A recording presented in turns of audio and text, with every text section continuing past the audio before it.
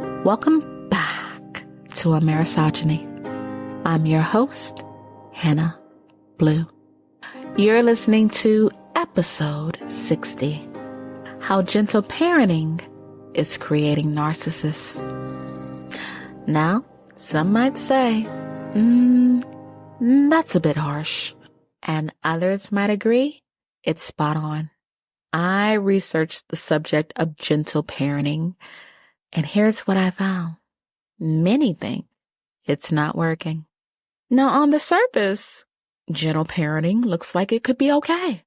Yet as we dissect it and begin to pull back the layers, it becomes clear why some people feel it's not working. So how did gentle parenting become so popular? Sarah Ockwell-Smith is a British author.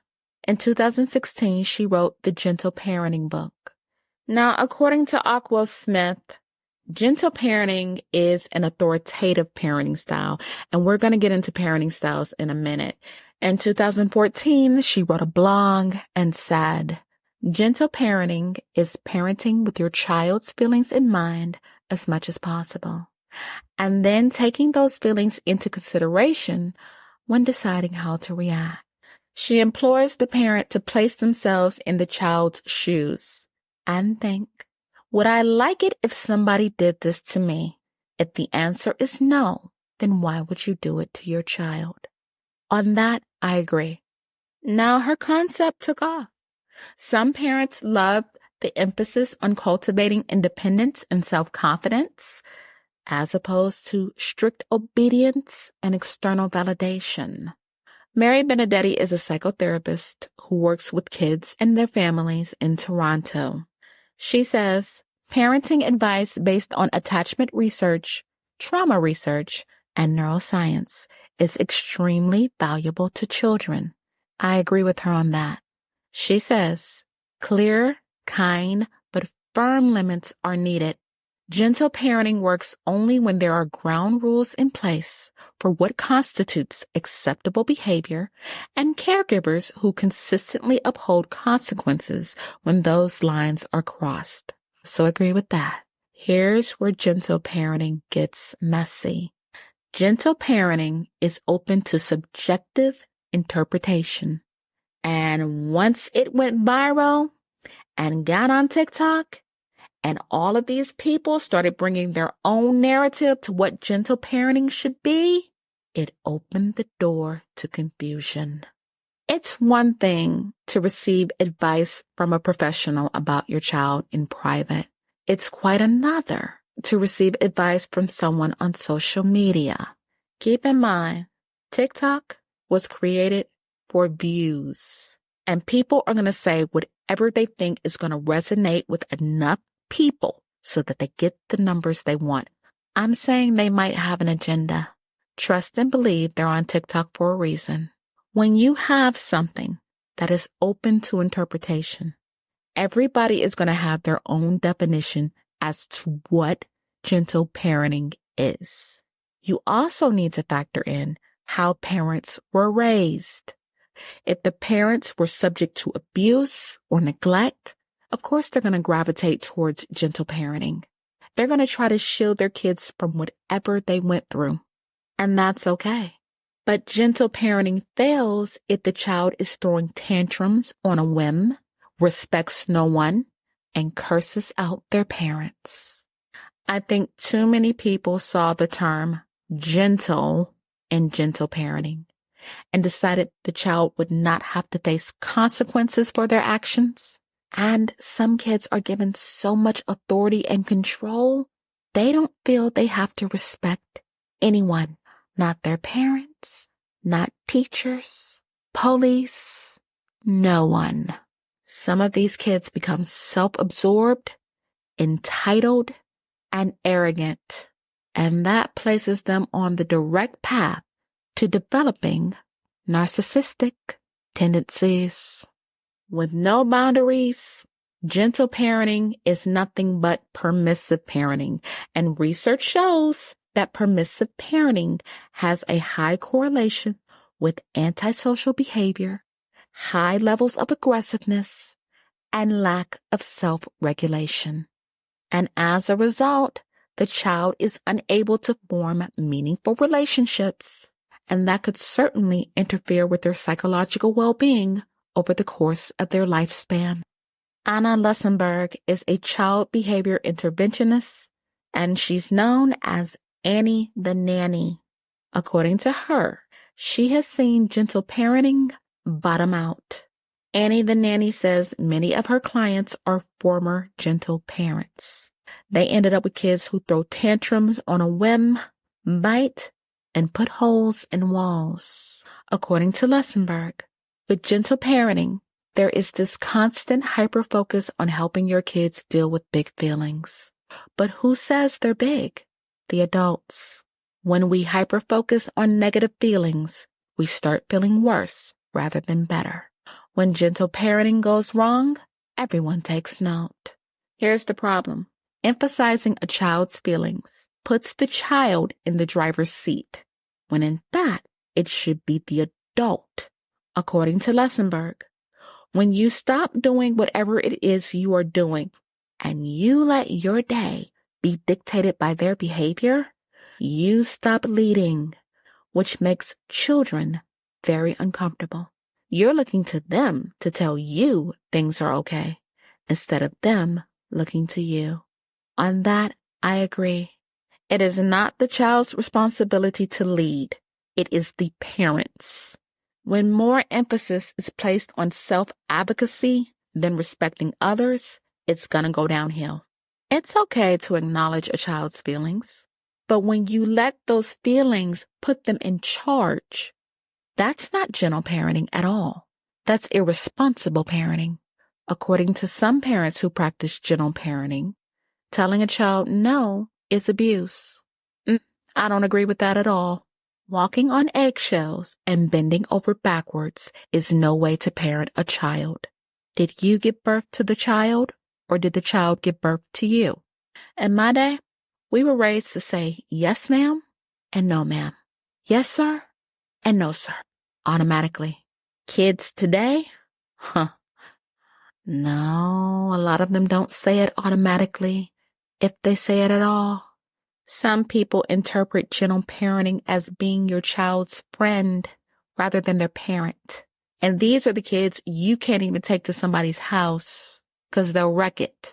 Instead of the parent looking to the child to be respectful of other people's homes, they blame adults who won't allow their kids in their homes because they lack boundaries and respect. By the time they reach their teens, they're entitled. And they feel everyone should follow the beat of their drum because their parents do. And I'm sorry, that's just not the way the world works. Never telling your child no doesn't do them any favors. Overindulgence sets kids up to never take accountability for their own actions. I get that some people had very abusive and strict parents, so they want to correct their past and overcompensate by being too kind and letting them get away with murder. That is not parenting. That's not preparing them for the real world, because I promise you, their bosses are not going to bend over backwards for them. A judge is not going to bend over backwards for them, and teachers aren't going to bend over backwards either. When you have teachers quitting their jobs because they don't want to see your kid coming, gentle parenting is not the way to go. If you don't feel you should tell your kids no sometimes, I guarantee you they will be told no more than once in their lifetime. And throwing a tantrum isn't going to cut it. It's not going to get them what they want. If kids don't respect their parents, why would they respect anyone else? As I said before, there are no clear-cut guidelines on what gentle parenting is. A lot of these gentle parenting videos on social media show that you are supposed to be mild and gentle and kind when a child is screaming at you and throwing tantrums. Another key factor these videos fail to note: gentle parenting is supposed to be an extension of authoritative parenting.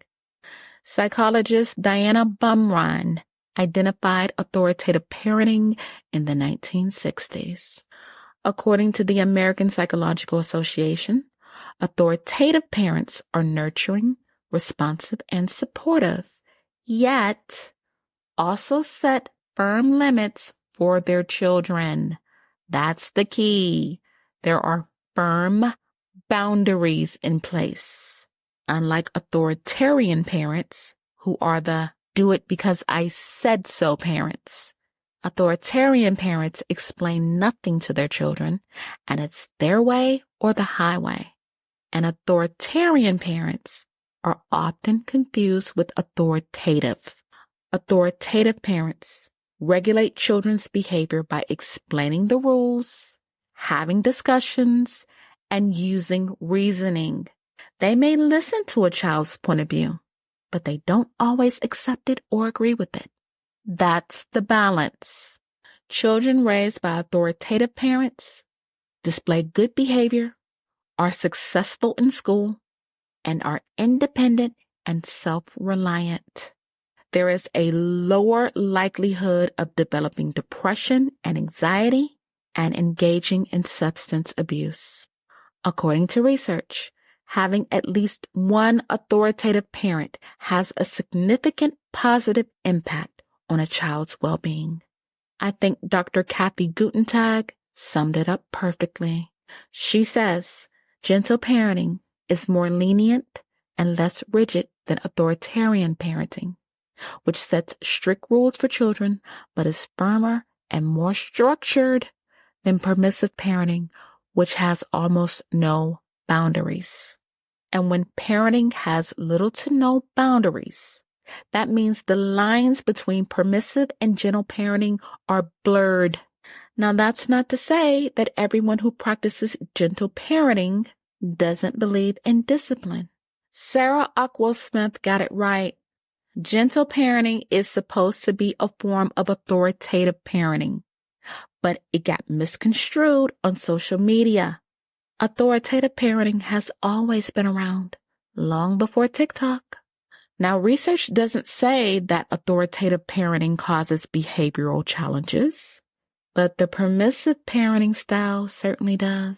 A good research study on attachment styles was done by Dr. Diane Benoit, and it's called Infant-Parent Attachment, Definition, Types, Antecedents, Measurement, and Outcome. Let's take a detour and talk about attachment styles and how they influence parenting. The attachment theory was proposed by John Bowlby, a psychologist, in the 1940s. According to Bowlby, the attachment theory helps explain how humans form relationships with others.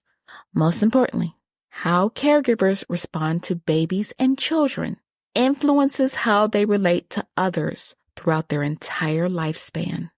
Bowlby and another psychologist, Mary Ainsworth, developed the 4 primary attachment styles: secure, preoccupied, anxious, dismissive, avoidant, and fearful, disorganized. So what do these attachment styles mean? Let's get into it. The secure attachment is considered the healthiest. People who have a secure attachment style had parents who were responsive to their needs, consistent in their care, and offered safety and security. People who have the secure attachment style are usually self-reliant, emotionally stable, have high self-esteem, and are compassionate. They're usually better at navigating challenges and have a lower risk of developing depression. These are the ones who do well in long-term romantic relationships. They are less likely to cheat and are better at resolving conflict. People with avoidant attachment may have had parents who did not take care of their basic needs, such as food or shelter. With this insecure attachment, the baby or child doesn't feel safety or security, and as a result, they become unresponsive toward their parents or parent. The infant or child feels rejected by their parents. So in order to protect themselves, they shut down emotionally and avoid the caretaker. People who have an avoidant attachment style don't trust anyone but themselves. They are often emotionally detached. They don't really seem to care about others. They may not be warm or friendly, and they're often viewed as standoffish. As these people don't trust others, it is very hard for them to enter into loving, secure relationships. They like their independence and fear emotional rejection from others. It is difficult for them to be vulnerable. They may be cold or unfeeling, and this makes them terrible partners in a relationship. The anxious attachment style is another form of insecure attachment, and it's similar to avoidant attachment. These are the people who had caretakers that were not emotionally available to them. In their past, they may have received little to no compassion. They may be extremely clingy, and they know it, and exhibit a consistent fear of rejection. People with anxious attachment may have high levels of neuroticism, meaning in their minds, the world is unsafe and distressing. Highly neurotic people tend to be anxious, tense, and withdrawn, and feel very dissatisfied with themselves and their lives. They are prone to negative emotions, anxiety, depression, anger, or guilt. Being self-reliant or managing challenging situations may be difficult for them. They also may be introverted and have issues opening up to strangers. I say may because these attachment styles are not set in stone. People who are anxiously attached may want close, intimate relationships. However, they are consistently fearful of being abandoned. These are the people who may need more reassurance from their partners. As they are clingy and overdependent, they may not respect boundaries. These are the ones who tend to worry that something is going wrong, and they may imagine conflicts that don't exist. Disorganized attachment is a third type of insecure attachment. A baby might experience a lack of emotional responsiveness from their caretaker, but instead of showing avoidant or anxious behaviors, they show inconsistent or disorganized behaviors. Disorganized attachment can develop from having an intense fear of a caretaker, especially if they were neglected or abused. Disorganized attachment is often associated with emotional instability. These are the people who have personalities that are controlling or rigid. And this attachment style is sometimes linked to borderline personality disorder. People with BPD struggle to maintain emotional relationships with others. You might get along with them fine for a while, but eventually they're going to bring conflict, and it changes the entire tone of your relationship.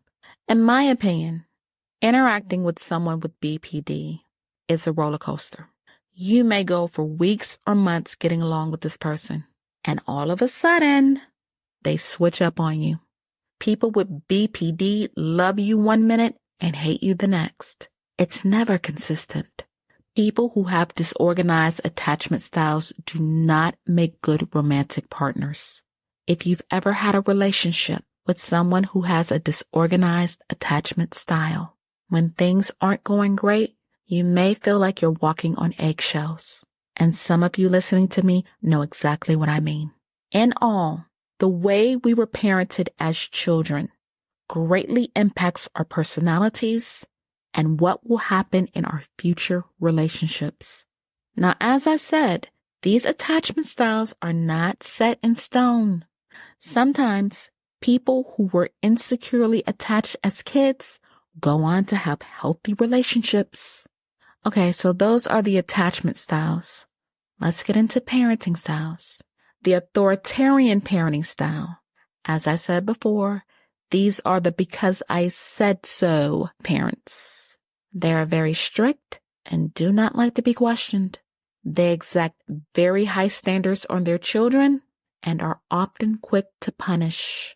They are very rigid absolutely no flexibility in their rules. It is their way or the highway.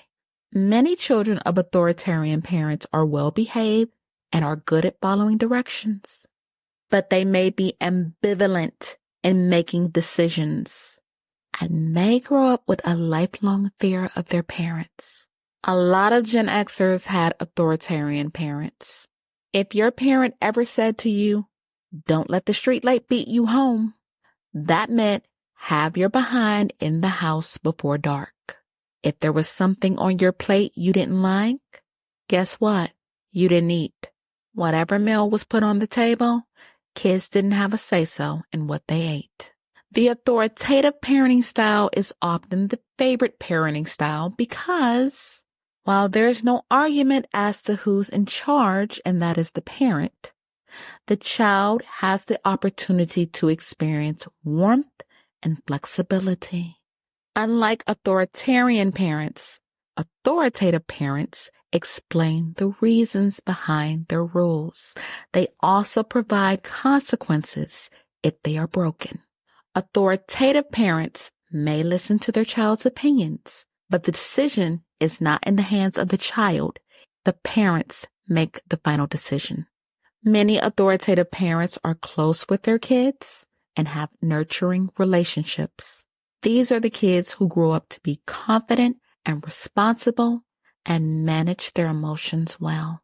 Unlike authoritarian parents who say, either you eat it or you eat nothing, authoritative parents may let their children choose what they want to eat for dinner. Now, I've been talking about permissive parenting a lot. Let's look at what it is. These are the parents who focus on being their child's best friend. They want to have open communication. They have low expectations of their kids and set little to no boundaries. Discipline is nearly non-existent. With permissive parents, the children make their own decisions. They decide what they're going to eat, when they're going to go to bed, and whether or not they're going to do their homework. And while some of these kids may have good self-esteem and social skills, they may also be impulsive, demanding, rigid, and do not have the ability to control their emotions. Permissive parents bend over backwards for their children. They do not want their children to experience rejection or failure. And this is what sets them up for precisely that. Because having little to no rules sets the child to enter adulthood being unprepared for the world. Permissive parents may bow down to their children, but the world will not. The last parenting style is called the neglectful parenting style. They pay very little attention to their children and neglect their basic needs. But sometimes there are factors that the parent cannot control. They may have mental health issues. They may work a lot of hours to support their family. They may be a single parent who is doing it all. Kids of neglectful parents oftentimes grow up to be resilient and self-sufficient, and that's because they had to be. They may have issues controlling their emotions and are at risk of not developing effective coping strategies. They may struggle to maintain social relationships. They may have low self-esteem and be drawn to the wrong people. With neglectful parents, there could be physical neglect. There could be supervisory neglect. These are the types who will leave their kids with anyone. They may be too drunk or high to care for the child, or they may leave their kids at home without proper supervision while they go to work. The last is emotional neglect. They may allow their kids to drink alcohol at a young age. Neglectful parents might abandon their kids. Children with neglectful parents may struggle with failure to thrive, developmental delays, hyperactivity, low self-esteem, drug abuse, aggression, or running away from home. According to research, high levels of emotional neglect has a strong correlation to developing depression. Now, while children of neglectful parents may experience abuse, not all neglected parents are abusive, and not all abusive parents are neglectful. Now, what can be done to help these parents and their children? Therapy, mental health treatment, making contact with social services. Social workers can assist with food insecurity and childcare, and they may help the parent to receive treatment for substance abuse. In most states across the U.S., parenting classes are available. Now, we know far too often some kids fall through the cracks in the system, but it doesn't have to always be that way. Teachers are another good resource. Instead of alienating your child's teacher, work with them. In conclusion, entitled, self-absorbed children often grow up to be entitled, disrespectful adults. They'll grow up to have issues in every area of their lives. Work, family, love, it doesn't matter. If a child grows up getting their way all the time, lashing out and talking back, having zero respect for their parents and other authority figures, there is no way they'll be successful in life. There is too much coddling going on. If you have to bring your parent to a job interview, you are not ready for the workforce. What's going to happen if these kids encounter an issue on their job? Are they going to bring their mommy and daddy? And I'm not being insensitive. This is how I see it. Now, parents of kids with special needs, hey, you are excluded from the conversation. In those situations, high parental involvement is key. But if your child is not struggling with a mental health disorder, there's no excuse. I don't believe in kicking kids out at 18 because there's nothing that says a kid is fully mature and ready to be on their own at 18. And I'm speaking from my own experience. I moved out when I was 18, but I wasn't ready to be on my own. I think kids should live with their parents until they feel they're ready to move out on their own. But in the meantime, the parent should be teaching life skills and coping skills. If you hold your kid by the hand and do everything for them, you are enabling that child. I was watching a video with an older lady, maybe in her 70s, and she was explaining how she raised her son, that she raised him as his mother, and she affirmed she was not his friend. He was not to treat her as if she were one of his friends. I understood that, but some people in the comments went berserk. I'm my kid's friend first and foremost, and my kid can rely on me. She never said her son couldn't rely on her. That's not what she said. She said very clearly she did not allow her son to treat her like a friend. No cussing in front of her, no inappropriate behavior in front of her, period. And that's the issue. When you have a parent who is unable to control their emotions, they produce children who do the same.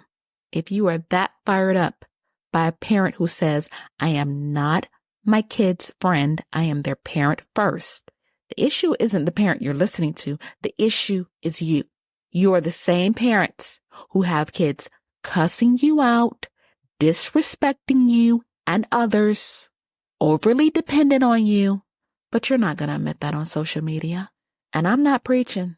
How people raise their children is their business. But when it starts affecting society, when we start wondering why we have all these narcissists walking around, pretty soon we have to take into consideration how they were raised.